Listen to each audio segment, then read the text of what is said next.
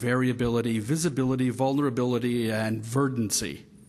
Value. We want to deliver value for customers by controlling total landed costs while delivering quality and post-sales support.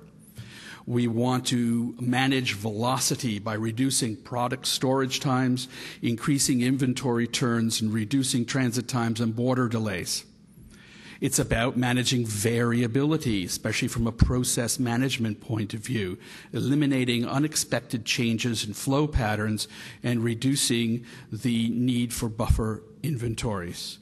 It's about handling the unexpected. That's what variability is all about. It's about visibility regarding where those products are, when they arrive, and how much is in transit. Because how much in transit is just as important as how much on hand, if not more important from a strategic planning point of view.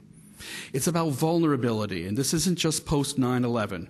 It has always been about vulnerability. It's about vulnerability to the channel and as well as to the various channels and supply chains and supply lines. It's also about product exposure to terrorist infiltration, both visible and invisible. And finally, in this world of green, it's about verdancy or greening, and that is reducing carbon footprint and implementing sustainable development strategies. So this is what keeps us awake at night. How do we balance these 6 V's in conducting the work that we do? Having said that, how big is our responsibility? How wide a domain is it that we live and work in? Well, it's this wide. When we think of supply chain and logistics management, we must think of supply chain and logistics management as nothing less than the re-engineering of the entire economy, one convoluted chain at a time. Once we start reconceptualizing our company as a collection of business processes, not just silos, not just functions, but integrated business processes, it becomes dauntingly clear that those processes extend beyond the portals of any one building, the boundaries of any one corporation, and the borders of any one country. As the economy changes and continues to change and will always change, change is reality. As competition becomes more global, it's no longer company versus company. That's the old world of competition. It's actually supply chain versus supply chain. This was stated in Fortune magazine in 1994, and I keep using it because what was true as emerging then is even more reality today. So now that I have done my preliminaries, I've told you what the safety features of our plane are. I'm asking you to fasten your seatbelts because now we are going to fly to China. Welcome to the People's Republic of China. There are places here that we're familiar with. There are places whose names I will drop on you that you probably are not familiar with, but will become part and parcel of the future. On a personal note, if you have never been to China, I strongly urge you to go, especially as Canadians, but also as Americans. The order of magnitude will blow you away. Our largest city is approximately 3 million people, maybe, give or take, depending on whether you include Mississauga or not. A small city in China, Dalian, one of my favorite cities, on the ocean, is 2+ million people. Shanghai is 20 million people that they know of. Don't talk about the ones who don't have papers.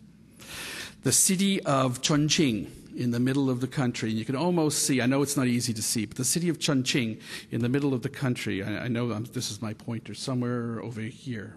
See, Chengdu is where the earthquake was. Chongqing is right next to it here. Chongqing, the area around Chongqing is 34 million people. Does anybody remember the population of Canada? 34 million people, maybe 35. The entire population of Canada can be located in one city in China. The order of magnitude will blow you away. I have climbed the Great Wall, and I actually can live to tell the tale. And it is stupendous. There's nothing about it in any photograph or picture that you could see that will in any way encompass the beauty of the Great Wall of China. It's a 5,000-year-old culture, and we're just babes in the woods. Montreal and Quebec are celebrating what, 400th anniversary? 5,000 years. An amazing, amazing country. So, welcome to China. Having said that, we're going to talk about something that here in our market-driven economies tend to be a little bit strange, and it's called planned economy. How does a planned economy somewhat work? And why should this be important to us? Well, on the one hand, this should be important to us because one can claim that as a result of the financial situation that we're facing now, capitalism has failed. One can claim. I'm not necessarily claiming that, but one can claim that. So what's the alternative? And really, the key here is how do we reinvent capitalism as the Chinese are reinventing planned economy? I have a feeling opportunity for the two to come together in a real way is paramount. But that's just my opinion. One of the great benefits of a planned economy, which ironically is also one of its greatest dysfunctions, and on the question if you have it, we can talk about dysfunctions, is the development of the 5-year plan. The People's Republic is in the middle, actually it's coming to the end of the 11th 5-year plan. The 11th 5-year plan, 2006-2010. Next year's 2010. They're in the middle of developing the strategy around the 12th 5-year plan.